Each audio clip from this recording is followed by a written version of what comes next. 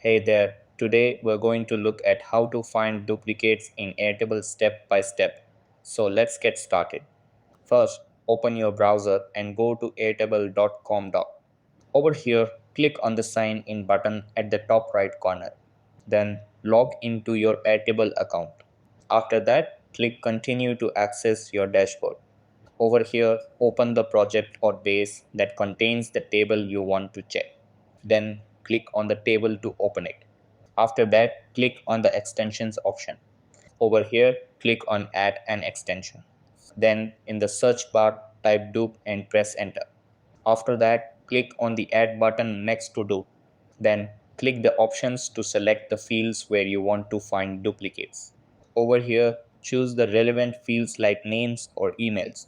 Then customize the duplicate settings by choosing exact matches or similarity filters. And that wraps it up. Appreciate you watching.